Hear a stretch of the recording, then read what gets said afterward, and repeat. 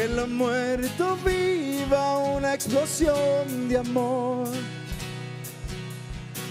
un atrevido amor que produzca una revolución. En lo muerto viva una explosión de amor, un atrevido amor que produzca una revolución. Tu libertad me envuelve. En este mundo venceré. Dios no está muerto, Él vive en verdad. Él vive dentro de mi ser. Ruge como un león. Dios no está muerto, Él vive en verdad. Él vive dentro de mi ser. Ruge como un león.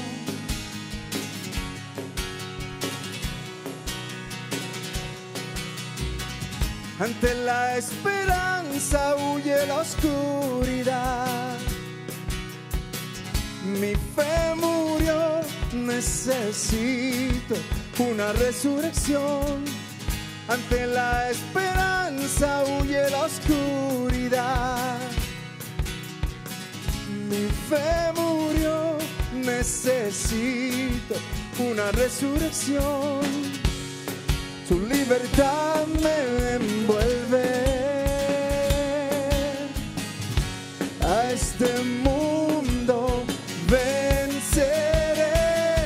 Él no está muerto, Él vive en verdad. Él vive dentro de mi ser. Ruge como un león. Él no está muerto, Él vive en verdad. Él vive dentro de mi ser. Ruge como un león. Él no está muerto, Él vive en verdad. Él vive dentro de mi ser. Ruge como un león.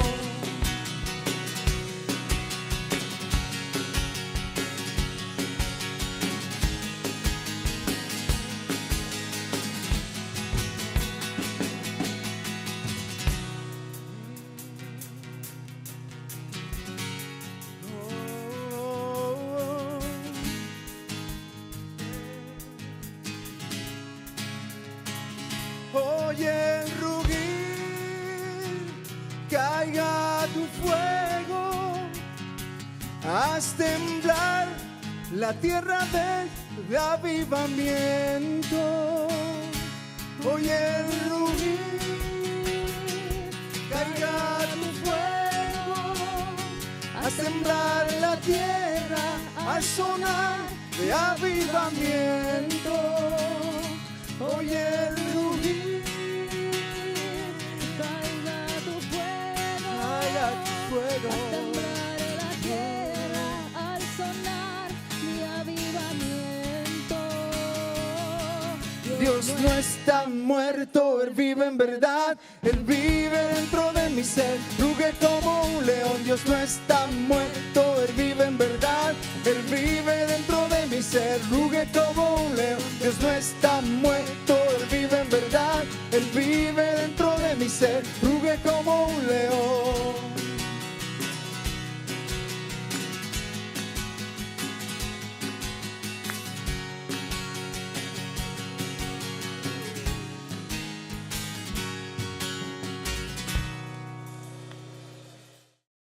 Cuenta que el pastor anda celebrando el 4 de julio, que está pasando un buen tiempo con la familia, así como nosotros de pronto también tuvimos la oportunidad de hacerlo.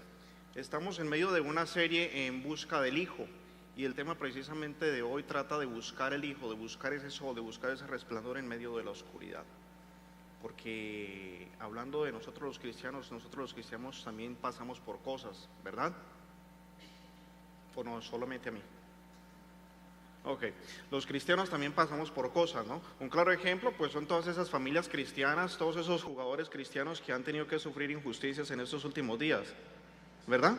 Oh, todos sí sabemos de eso, ¿no? Sí, también hay muchos jugadores cristianos, también hay muchas familias cristianas. No fue penal. Andan buscando a Robin. Sí fue gol el de Colombia, ¿no? Entonces en la vida hay injusticias, y esas injusticias no solamente están diseñadas, no solamente están cayéndole a las personas que no son cristianas, a los cristianos, a los hijos de Dios, también les suceden cosas. Y estamos hablando de un juego, estamos hablando de un poco de entretenimiento, de fútbol, que apasiona prácticamente al planeta entero, ¿no? Pero cada uno de nosotros tiene cosas, cada uno de nosotros pasa por situaciones. Y quizás las de ustedes son diferentes a las situaciones que tiene la persona al lado. Quizás dependiendo de la edad o de las circunstancias en las que se encuentre, esas situaciones cambian. Y podemos hablar simplemente de problemas de un muchacho en la escuela, pero también podemos hablar de personas sufriendo con enfermedades terribles y están en la cama y siguen siendo cristianos. Podemos hablar de personas que han tenido que darle el último adiós a algunos de sus familiares.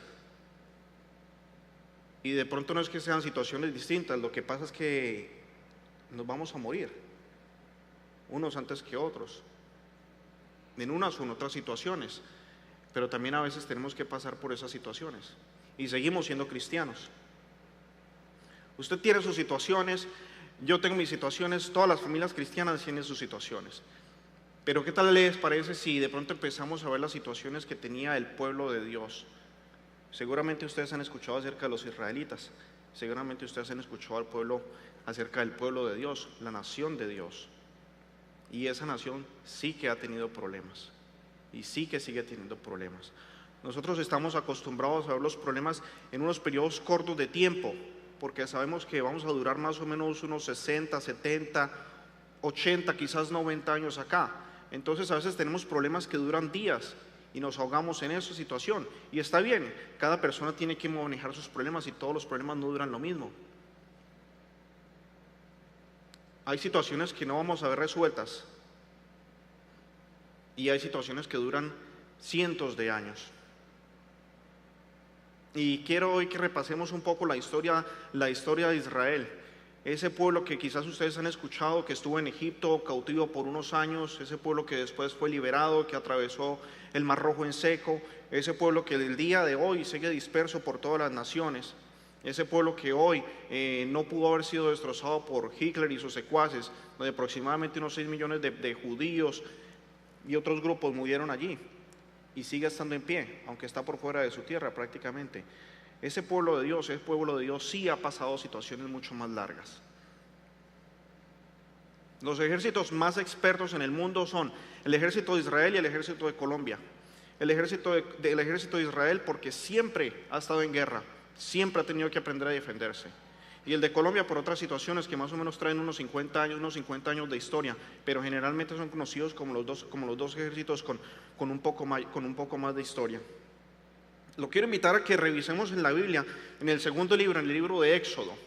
Si ustedes no tienen Biblia, también lo tienen en la tarjeta que la tarjeta que le entregaron en la entrada al día de hoy. Y es el tercer capítulo de Éxodo, y son los versos 9 y 10. Le voy a pedir que si quiere tomar apuntes, si quiere tomar notas en este momento, por favor agarre su lapicero, porque a veces se me empieza a ir el pie en el acelerador, hablo un poco rápido. Pero le voy a pedir que tome notas exactamente de lo que va a estar pasando en esta historia de Israel y de lo que va a estar pasando más adelante de nosotros, porque hasta donde yo sé no somos israelitas.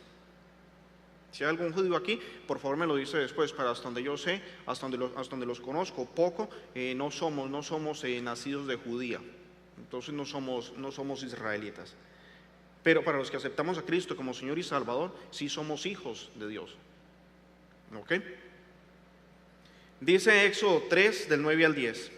Y ahora he aquí, el clamor de los hijos de Israel ha llegado hasta mí, está hablando Dios. Y además he visto la opresión con que los egipcios los oprimen. Le está hablando a Moisés.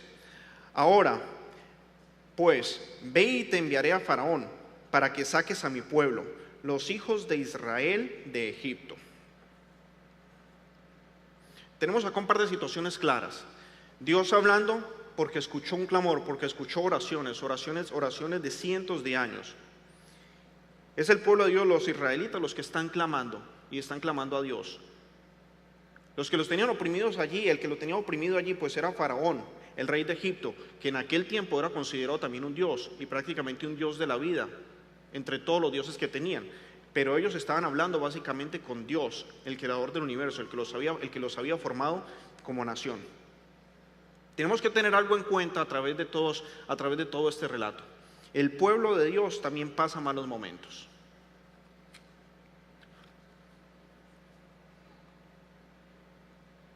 Tenemos que tener en cuenta exactamente de quién estamos hablando.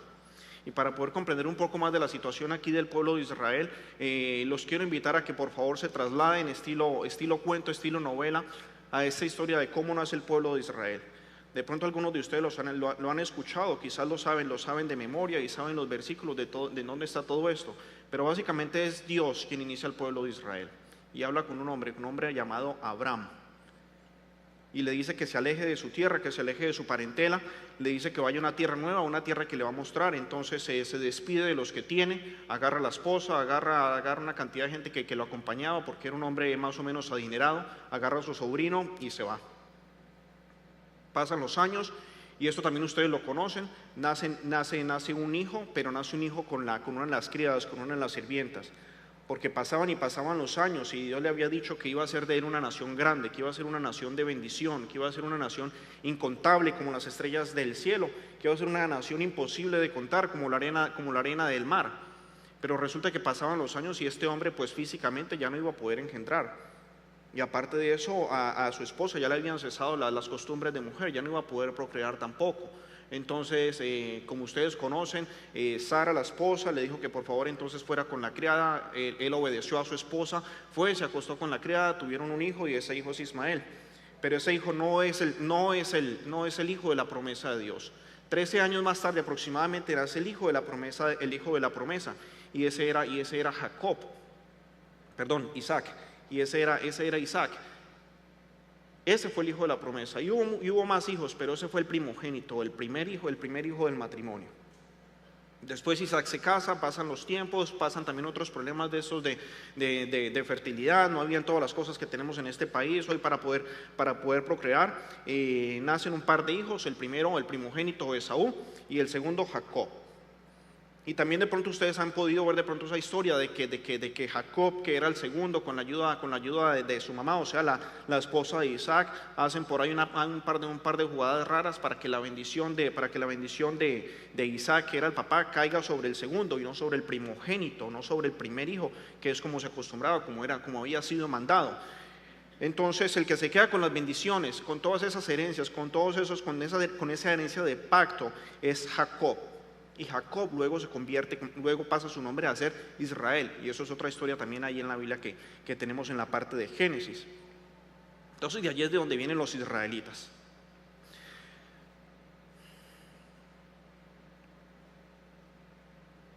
Jacob tiene hijos, Israel tiene hijos, son como unos 12 o 13 hijos.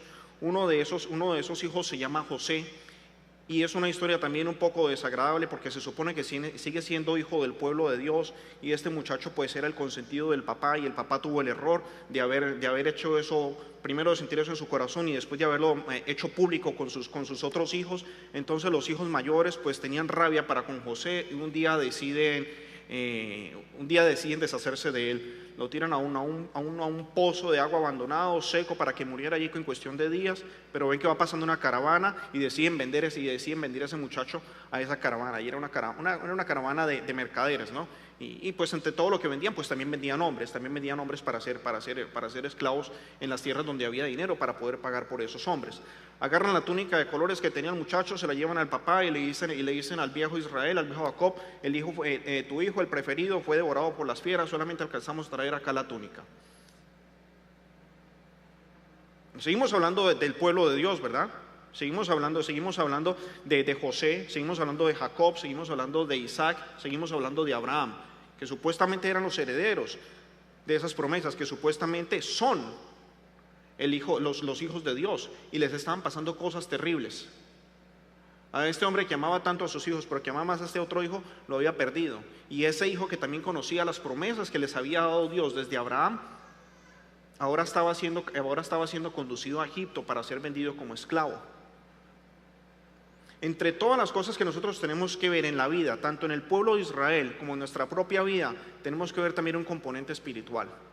Las cosas que estaban pasando allí con este muchacho, las cosas que pasaron con su familia, no fueron coincidencia.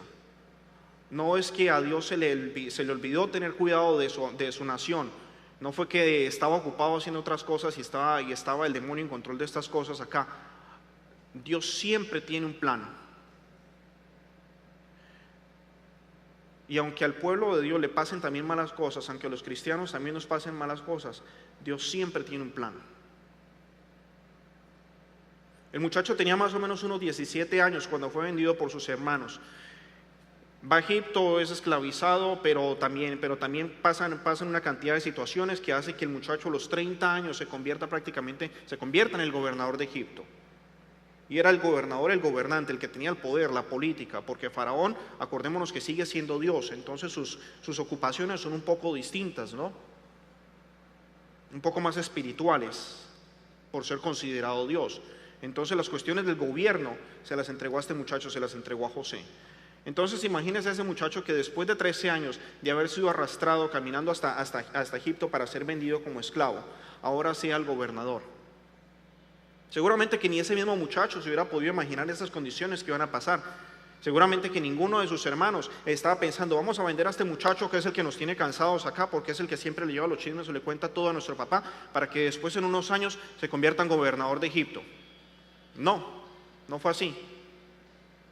Nadie tenía planeado eso, pero Dios sí sabía lo que iba a pasar. Seguramente también han escuchado ustedes la historia del hambre que vino sobre toda la tierra. Y seguramente ustedes escucharon los sueños que tuvo José, cómo interpretaba José los sueños.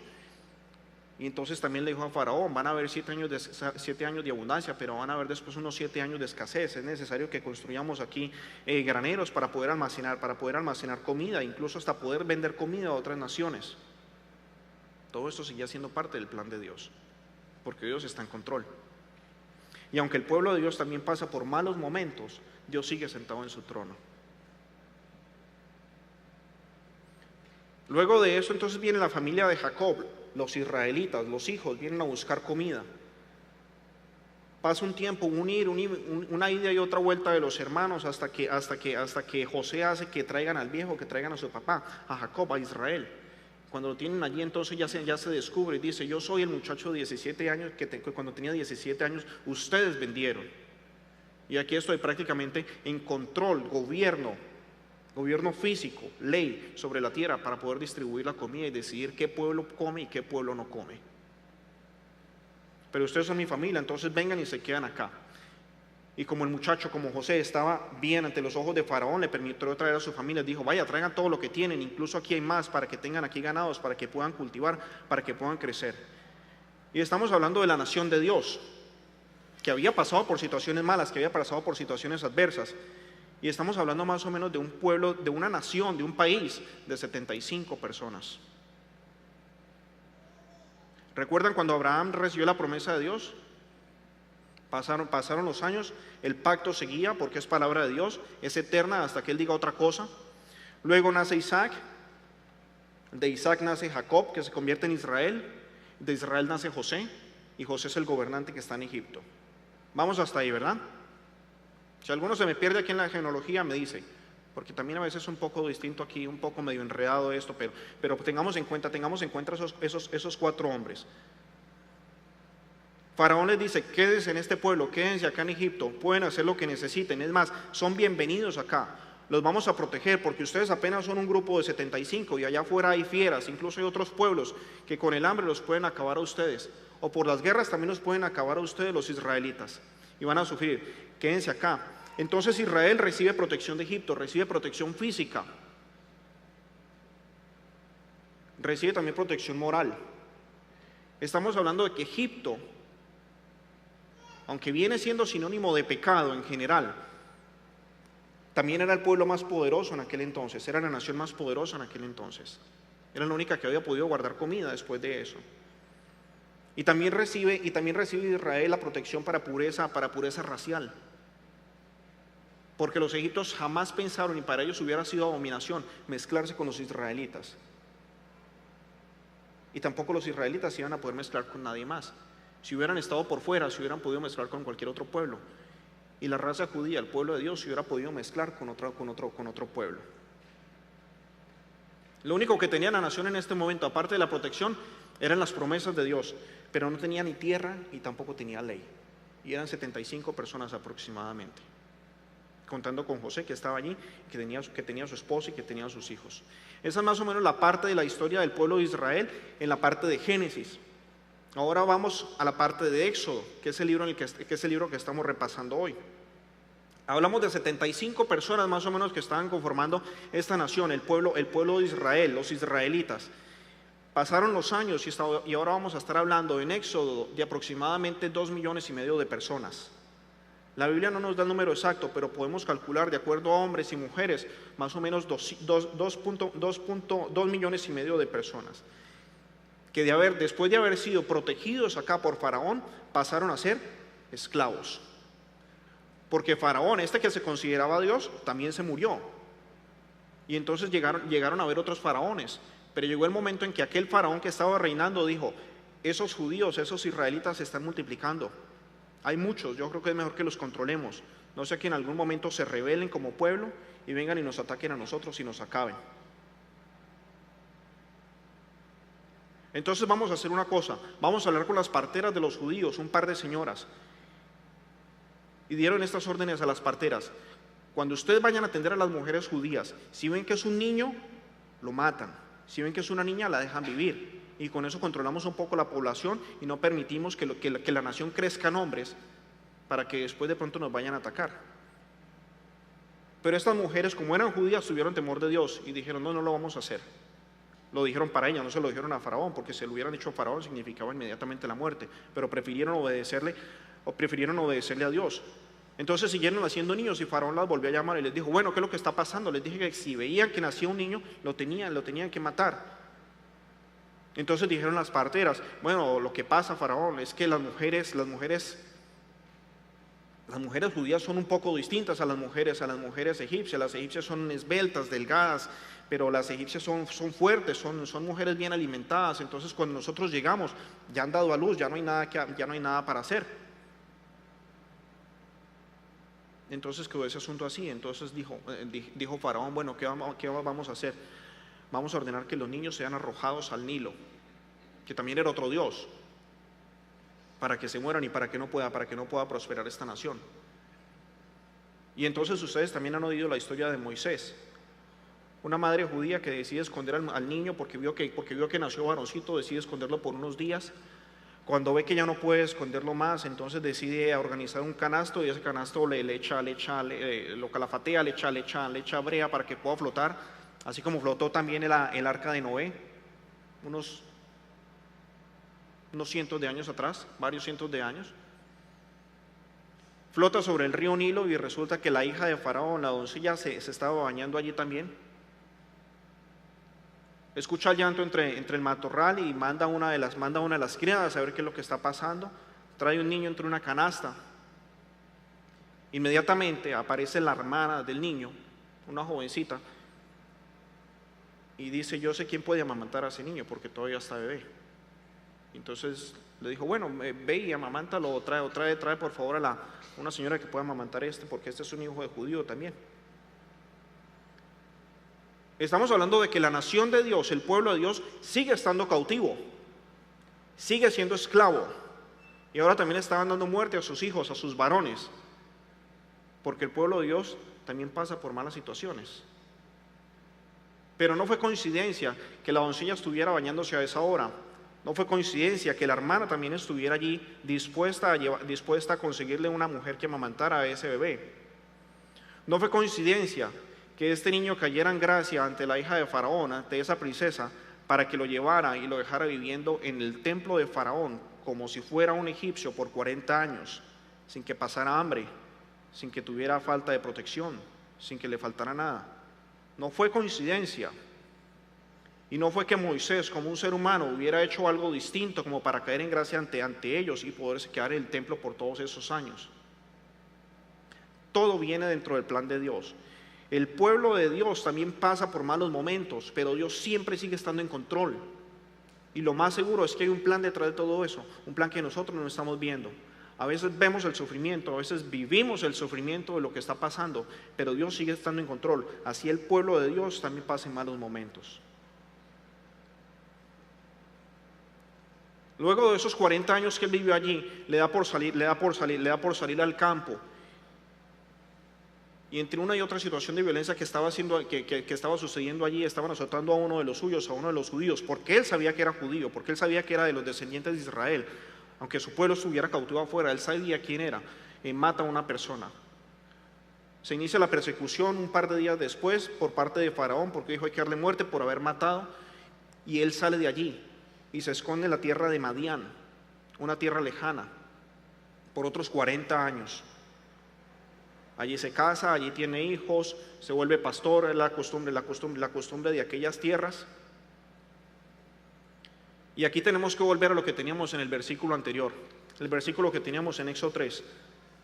Éxodo 3. Y ahora he aquí, el clamor de los hijos de Israel ha llegado hasta mí, y además he visto la opresión con que los egipcios los oprimen. Ahora pues ven y te enviaré a Faraón, para que saques a mi pueblo, los hijos de Israel, de Egipto. Cuando leímos el versículo por primera vez estábamos hablando que era Dios quien estaba llamando a Moisés, que estaba por allá lejos, escondido, estaba exiliado en la tierra de Madián, siendo un pastor con su esposa, con sus hijos, y Dios lo estaba llamando para que viniera. Otra historia también dentro de la parte de Éxodo. Está Moisés pastoreando las ovejas y ve que hay un arbusto que está ardiendo. Y así medio latino, medio hispano dijo, vamos a ver qué es. No se aguantó. Entonces fue. Antes de que llegara allá le dijo Dios, quítate las sandalias porque la tierra en la que está, santa es. Cae, se tapa el rostro porque sabía que el hecho de ver a Dios cara a cara le iba a significar la muerte. Y después de haber estado estos 40 años allá en el exilio, o sea, más o menos unos 80 años tendría de edad órdenes. Y le dijo, necesito que vayas ante Faraón, porque he escuchado el clamor de mi pueblo, de esos 2,5 millones de personas, y necesito que vayas y los liberes. Y empieza la lista de las excusas, ¿no? Simplemente, ¿cómo voy a ir? Esos tipos me están buscando para matarme, porque yo maté a uno de ellos hace 40 años. No te preocupes. Esos que procuraban tu muerte ya también murieron, no te preocupes, ya nadie se acuerda de esa parte, entre comillas, ya nadie va a querer matarte. Bueno, pero ¿qué hago, Dios? Yo mis capacidades oratorias no son como muy buenas, yo ando aquí entre el campo con las ovejas, yo no es que tenga mucha comunicación, no me van a creer. Bueno, pues ¿quién hizo al ser humano? ¿Quién hizo la boca? Dios, no, bueno, yo voy a tener cuidado de eso. Bueno, pero ¿y qué hago si no me creen? Preguntó Moisés y le dijo Dios, ¿qué tienes en la mano? Y le dijo, pues un bastón. Tíralo al piso, se convierte en suegra, lo coges por la cola, haces lo mismo enfrente de Faraón y te van a creer. Entonces así lo hizo. Bueno, y si no me creen, bueno, mete la mano en tu seno, mete la mano en tu pecho, sácala. Tiene lepra, vuélvela a meter. Ya no tiene. Bueno, eso van a ser señales para que Faraón te crea que yo te envié. Y si les digo si Faraón me pregunta quién me envió, ¿qué le digo?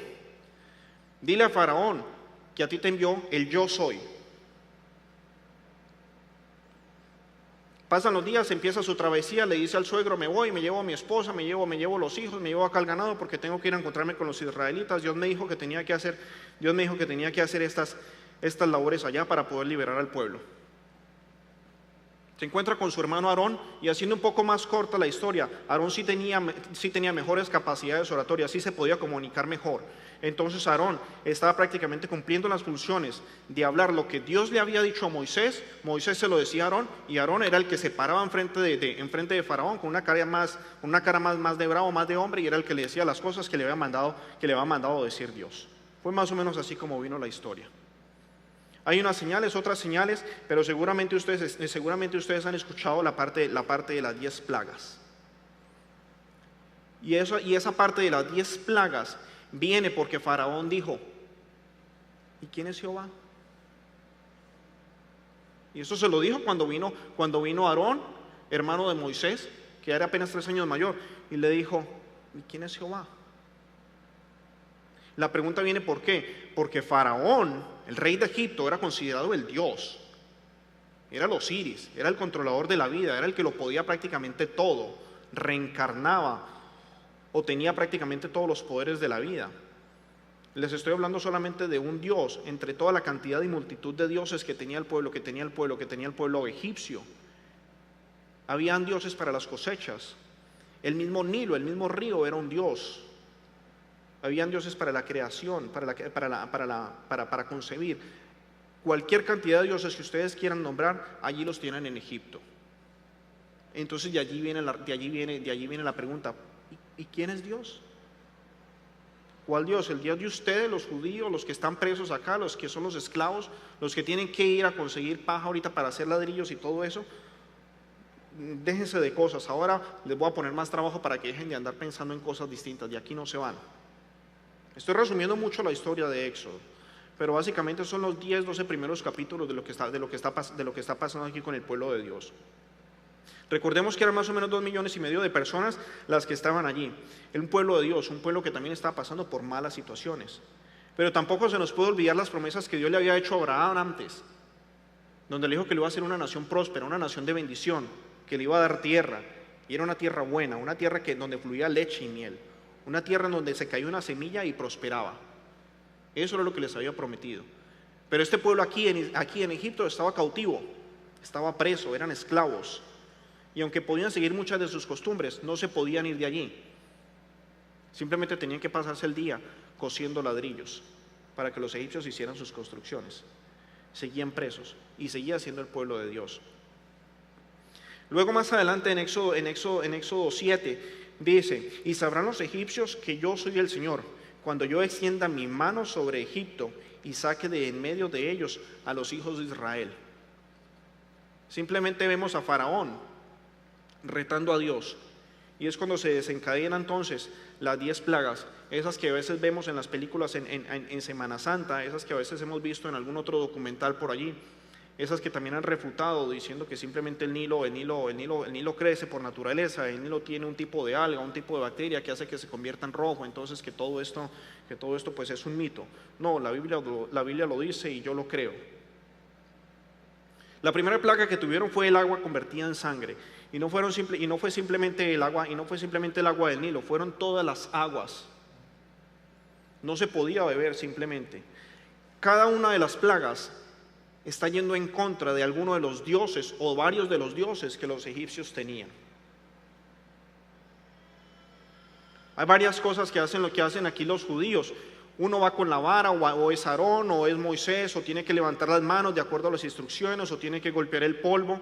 Son un poco de detallitos que si ustedes quieren los pueden ver ahí en los primeros 10 capítulos de Éxodo.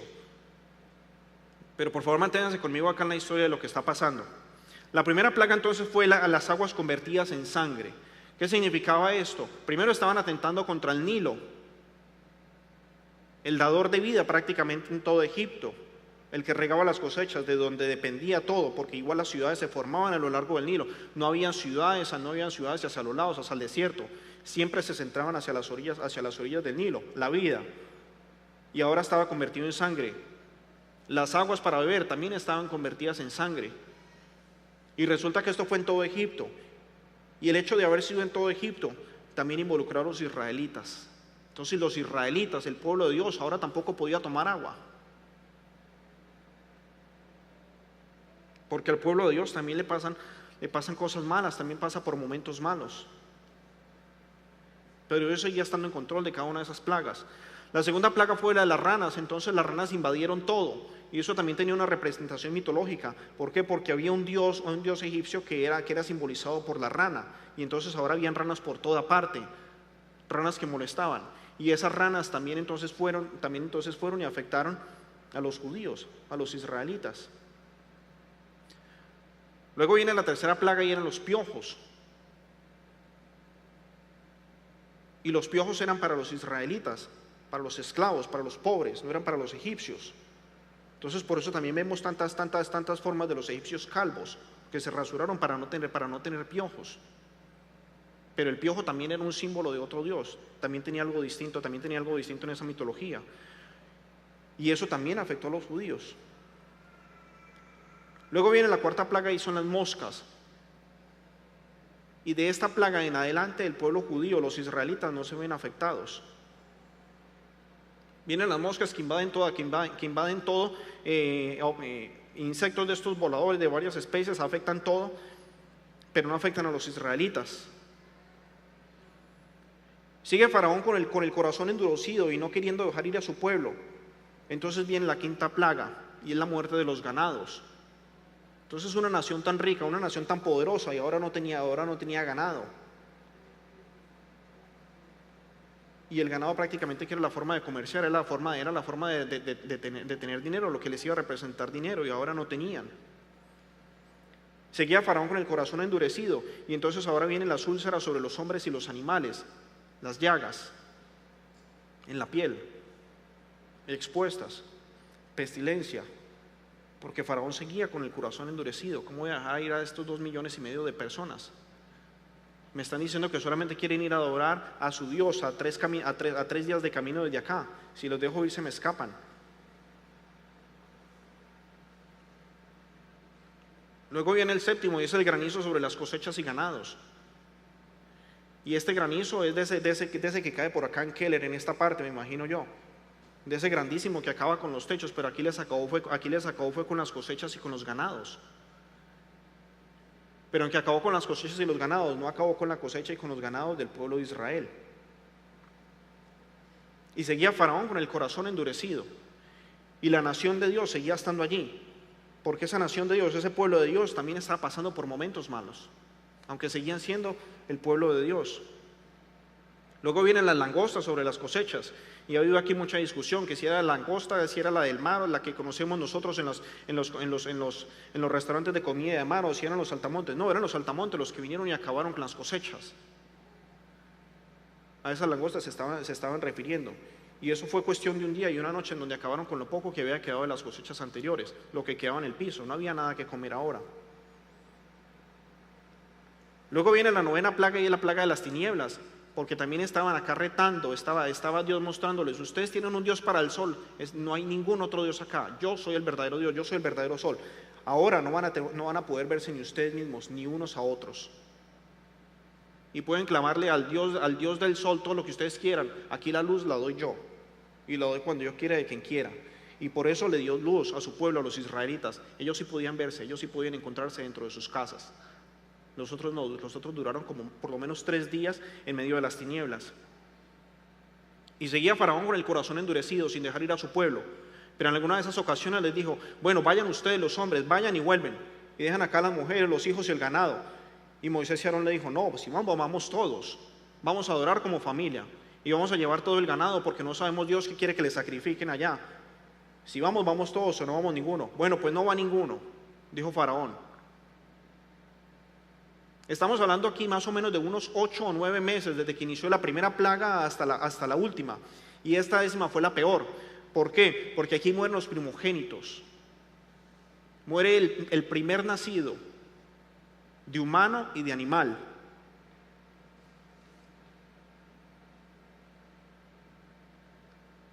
Pero los israelitas, los primogénitos de los israelitas no murieron. Y seguramente ustedes han escuchado acerca del relato del nacimiento de la Pascua, donde Dios da órdenes a Moisés y a Aarón y les dice: hagan esto, vayan, maten un cordero sin tacho, un cordero perfecto, joven, y con la sangre mójenla con un manojo de una hierba, y úntenla en el marco de la puerta, en los postes y en el dintel, el marco de la puerta, las 3 partes, para que cuando pase el espíritu de la muerte se dé cuenta que esa es una casa de judío, una casa que ha hecho este sacrificio, y el espíritu de la muerte no toca el primogénito de allí. Así se ordenó, así lo hicieron. Pasa el espíritu de la muerte y acaba con los primogénitos de todos los egipcios. Se desespera Faraón y ya no le dice a dónde quieren ir, simplemente le dicen: lárguese de aquí. Y Dios también les había dicho: a las mujeres judías, háganme el favor y van, le tocan a las vecinas que tienen a los egipcias y díganle que les dé oro y que les dé plata. Y esos corazones de esas egipcias ya están preparados, les van a dar el oro y la plata que ustedes le pidan, porque más adelante cuando estén en el desierto lo van a necesitar, ya van a ver para qué. Y así lo hicieron. Entonces en aquella noche sale el pueblo judío de Egipto. Y en esa noche es cuando le dice Dios que tienen que empezar a celebrar la independencia del pueblo judío, la Pascua.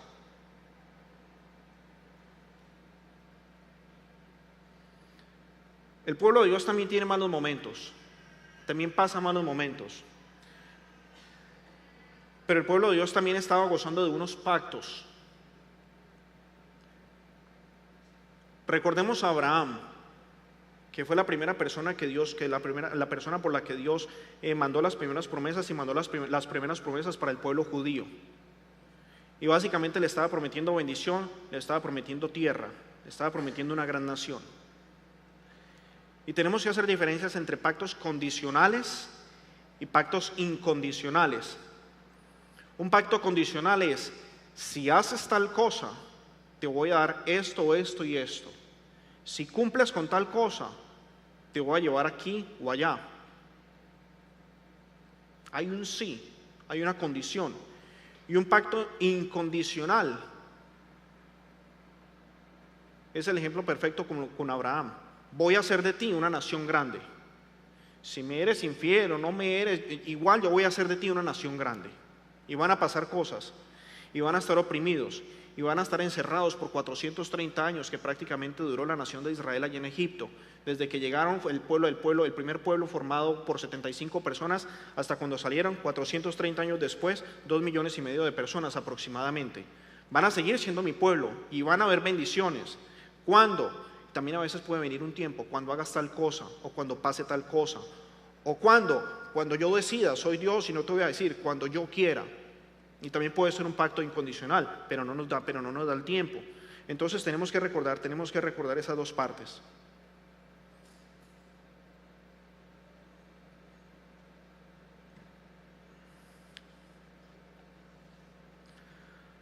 Hay que entender aquí, volviendo a leer el versículo que nosotros teníamos en Éxodo 3, que el pueblo de Israel clamó a Dios. El pueblo de Israel así hubiera estado encerrado, así hubiera estado esclavizado, sin poder salir y hacer las cosas que necesitaba para poder adorar a su Dios. El pueblo de Dios clamó en la dirección correcta, clamó a quien debía ser. Fue Dios quien envió a Moisés ante Faraón para que su pueblo, los israelitas, fueran liberados. Moisés no quería volver a Egipto, fue Dios quien lo envió. Asimismo, Dios ha enviado a su Hijo, a Cristo, a Jesús, para que nosotros también podamos ser liberados. Y nosotros también, antes de conocer a Jesús, estábamos siendo presos de Egipto como símbolo de pecado. Y hoy en día, después de la venida de Jesucristo, los israelitas, así sean pueblo de Dios, también están supuestos a aceptar a Cristo como Señor y Salvador, que es el Mesías que a ellos le habían prometido. La luz que ellos trataron de buscar, los israelitas la buscaron en Dios.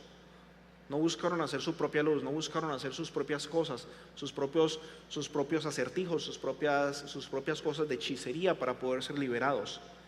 Ellos buscaron la luz del Todopoderoso porque se acordaron y siempre han tenido presente esas palabras que Dios le dijo a Abraham. Y esas promesas no se han olvidado. Y sigue siendo promesa de Dios, siguen estando allí y van a tener cumplimiento. Algún día van a tener cumplimiento. Es palabra de Dios, es una promesa de Dios, va a ser cumplida. Con o sin Egipto, con el pueblo que sea, esas palabras van a ser cumplidas. Es Dios el único que trae la luz a nuestras vidas. Es Dios el único que puede traer la luz a la vida de los judíos en aquel entonces. No había nadie más, Faraón no los iba a dejar salir. No había ningún otro pueblo al cual Israel pudiera acudir para que viniera a liberarlos de las garras de Faraón en Egipto. Los israelitas pudieron ver la luz de ese resplandecer, dándole libertad después de más de cuatro siglos de cautiverio. Y así mismo Dios también puede traer luz a la vida que nosotros tenemos agobiada, porque a veces somos presos del pecado, porque a veces somos presos de nuestros propios placeres, de nuestros propios deseos. Y es allí donde lo quiero invitar a que tome apuntes en la primera línea de la tarjeta que le entregaron. Lo primero que hicieron los israelitas, lo primero que nosotros tenemos que hacer es acudir a Dios.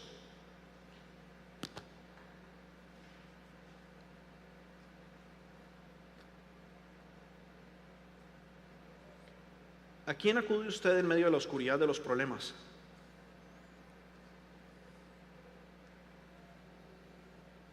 ¿A quién busca?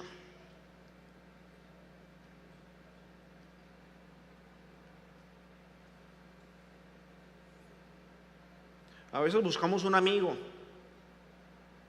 a veces buscamos la cuenta del banco, a veces buscamos una palanca, como decimos en Colombia, alguien que nos ayude.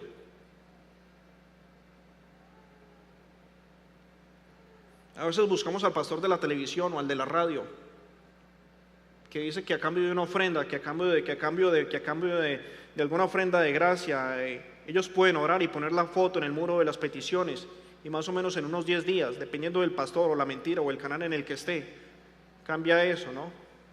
Puede tener su milagro hecho. O a veces acudimos al brujo, que también sale en la televisión, al que vemos en el periódico, porque dice que incluso puede traer a nuestro ser muerto, lo puede traer de vuelta.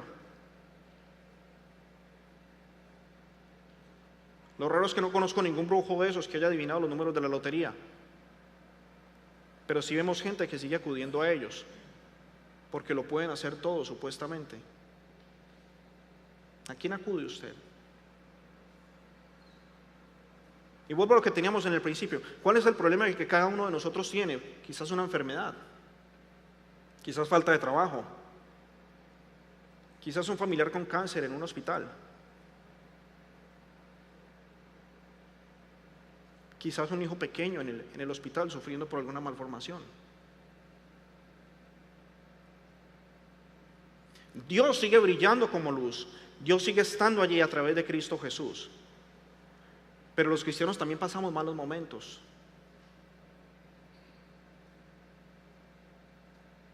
Y nos vamos a morir. Y obviamente nadie quiere sufrir. Pero lo que estoy tratando de decirle con este primer punto es que así nosotros pasemos por malos momentos, así nosotros también estemos sufriendo, Dios sigue estando en control. Dios sigue sentado en su trono. Y a veces no entendemos las situaciones de lo que está pasando. Así como Israel tampoco entendía lo que estaba pasando con 430 años de cautiverio. El pueblo de Dios, el mismísimo pueblo que Dios había creado, que Abraham había recibido sus promesas y está ahora preso.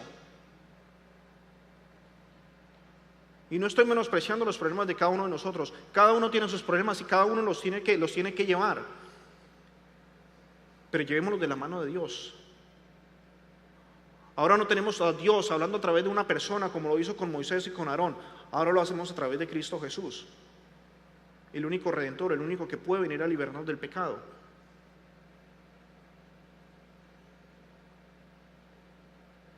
Podemos acudir a Dios, pero viene el segundo punto: ¿de quién dependemos? Porque lo primero que hacemos en medio de un problema es decir: Dios, ayúdame. Pero en nuestro corazón, de verdad, ¿de quién dependemos? Tenemos que depender de Dios. ¿De quién depende usted en medio de los problemas? A veces queremos depender de un amuleto entre el bolsillo, o hemos dependido de una veladora, o hemos dependido de una figura de yeso o de madera, o hemos dependido de algún astro en el horóscopo, o hemos dependido de una persona que está muerta y nos dijeron que era santo y que por haber sido buena en vida, entonces ahora muerto podía ser más. El cristiano tiene que depender de Cristo Jesús. No hay nadie más de quien depender.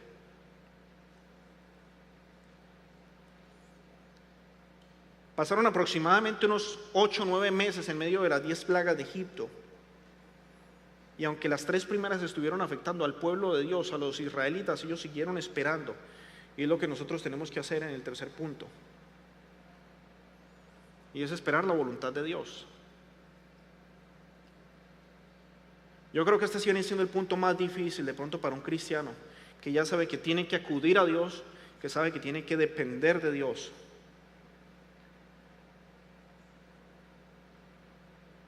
Nosotros queremos que las cosas sucedan de acuerdo a nuestras prioridades, de acuerdo a nuestro tiempo. Queremos que las cosas sucedan cuando nosotros las necesitamos.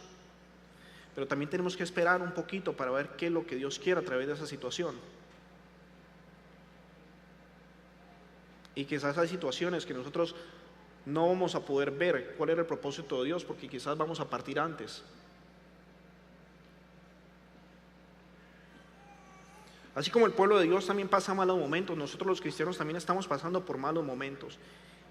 Y podemos seguir pasando por malos momentos. Tenemos que tener en cuenta algo. Para los que somos cristianos, cuando nosotros aceptamos a Cristo como Señor y Salvador, lo aceptamos precisamente como eso, como el Señor de nuestras vidas, el que manda nuestras vidas y el que nos salva de una eternidad en un lago de fuego. No aceptamos a Cristo como Señor y Salvador para que nuestros problemas fueran resueltos, para que nuestro familiar se parara de la cama en la que estaba enfermo. No aceptamos a Cristo como Señor y Salvador para ganarnos la lotería. No aceptamos a Cristo como Señor y Salvador para volvernos ricos el día de mañana.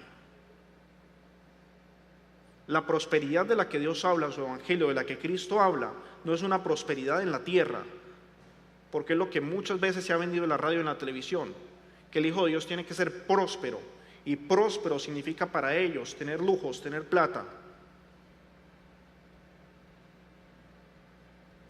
Si es así, ¿por qué no le han llevado esa prosperidad entonces a los que están en los hospitales o a los que están muriendo de hambre en algunos de nuestros países? No es ese tipo de prosperidad la que prometió Dios. En medio de las tinieblas de los problemas y situaciones adversas, ¿a quién busca usted? Le voy a pedir que por favor no me responda, pero le voy a pedir que por favor incline su rostro y empiece usted mismo a contestarse estas preguntas. ¿De quién o de qué depende usted cuando tiene estos problemas? Si usted es cristiano, lo más posible es que usted mismo se esté contestando de Cristo Jesús. Si usted no es cristiano,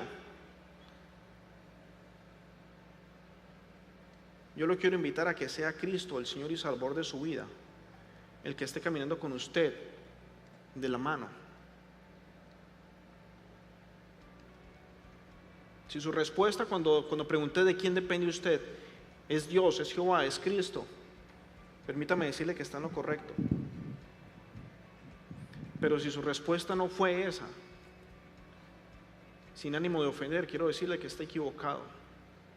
Está peleando con sus propias fuerzas en la lucha de la vida, o está poniendo su esperanza, está poniendo su fe en algo que no tiene ni poder ni autoridad para salvarle.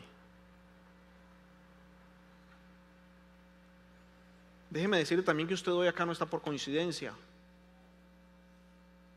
Usted no está escuchando estas palabras acá porque preciso no tenía nada que hacer en el día feriado del 6 de julio, no tiene ningún otro lugar a donde irse sino venir a la iglesia. Ustedes están aquí hoy movidos por el Espíritu Santo. No hay nadie más que los haya traído acá.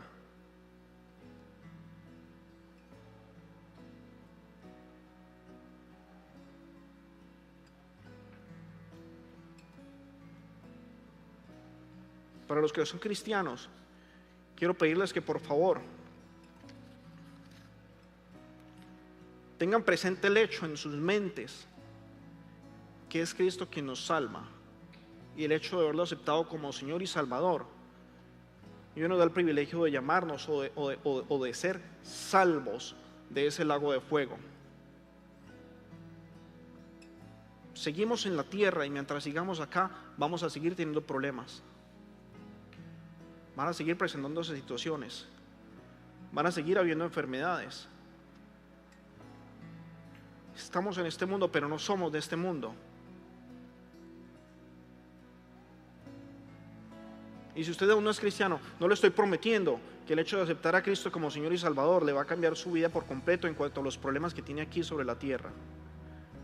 Pero sí le puedo decir lo que dice la palabra de Dios. Y es que tiene una entrada garantizada en el cielo a través de Cristo Jesús. A veces estamos cansados de tantas injusticias y a veces decimos, ¿por qué siguen pasando estas cosas? ¿Por qué seguimos aguantando estas cosas? Si supuestamente somos cristianos, o si supuestamente Dios existe, ¿dónde estaba cuando los dos aviones chocaron contra las Torres Gemelas? ¿Dónde estaba Dios cuando murió ese familiar que tanto amábamos? ¿Dónde está Dios mientras hay un hijo enfermo en el hospital? Dios sigue sentado en su trono. Pero tenemos que tener algo en cuenta. Todavía no hemos llegado al cielo, donde la gloria de Dios es perfecta. Todavía estamos en la tierra y seguimos siendo mortales.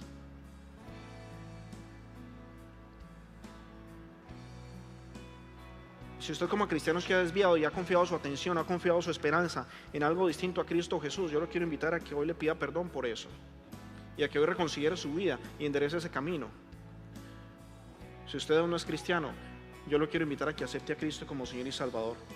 Y como les repito, no para que sus problemas sean resueltos, sino para que su vida empiece a tener otro sentido, y para que cuando usted cierre los ojos por última vez, sepa que los va a abrir ante la gloria de Dios.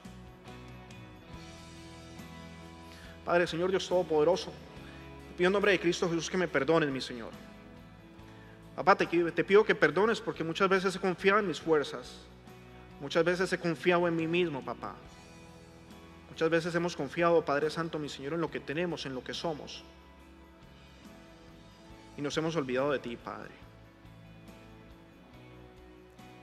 Papá, tengo que tener presente en mi mente que tú sigues siendo el Dios de Abraham, el Dios de Israel.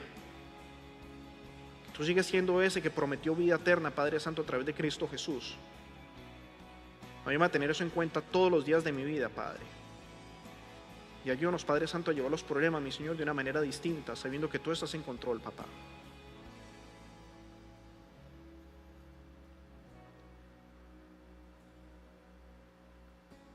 Padre, reconozco que tú eres el Dios, que tú eres el eterno, que tú eres el poderoso.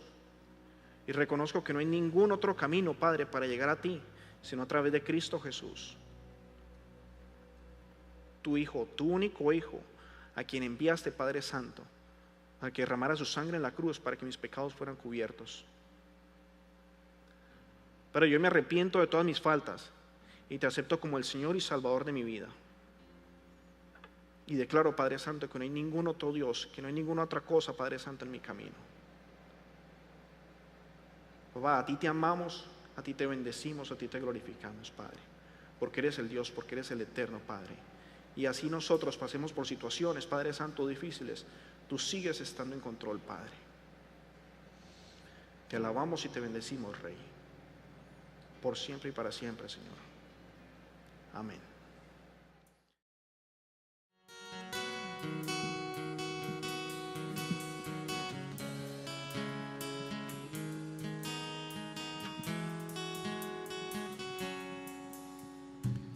Cuando el suelo se mueve bajo mis pies y escucho las olas al romper y mi mundo se hunde en el mar,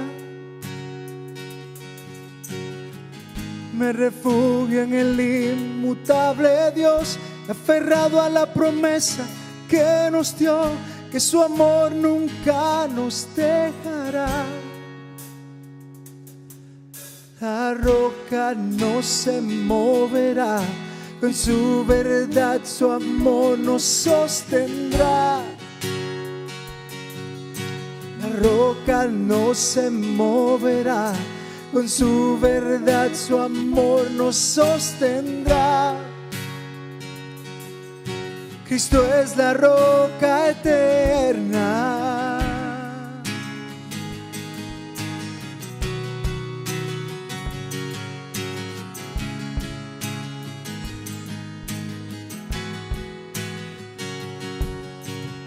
Su sangre y esperanza, mi salvación, mi ayuda en medio del dolor y la tempestad, puedo cantar.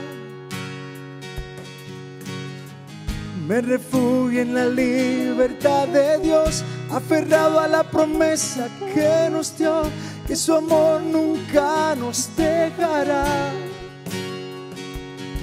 La roca no se moverá, con su verdad y amor nos sostendrá. La roca no se moverá, con su verdad y amor nos sostendrá. Cristo es la roca eterna.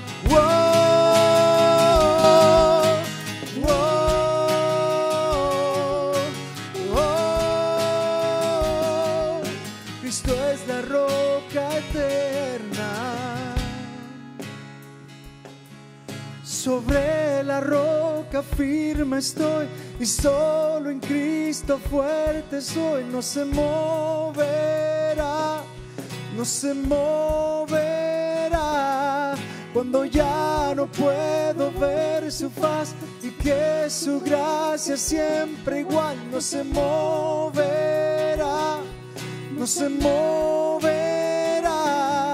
Sobre la roca firme estoy, solo en Cristo fuerte soy. No se moverá, no se moverá, cuando ya no puedo ver su faz. Sé que su gracia es siempre igual. No se moverá, no se moverá.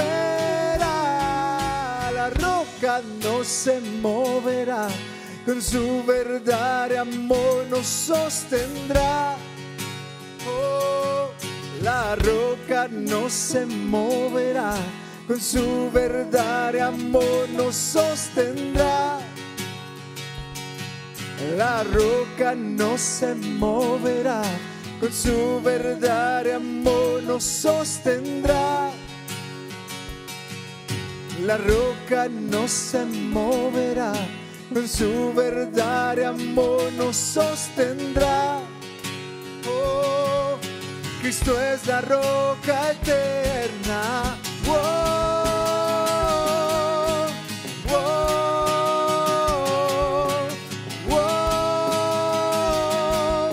Cristo es la roca eterna.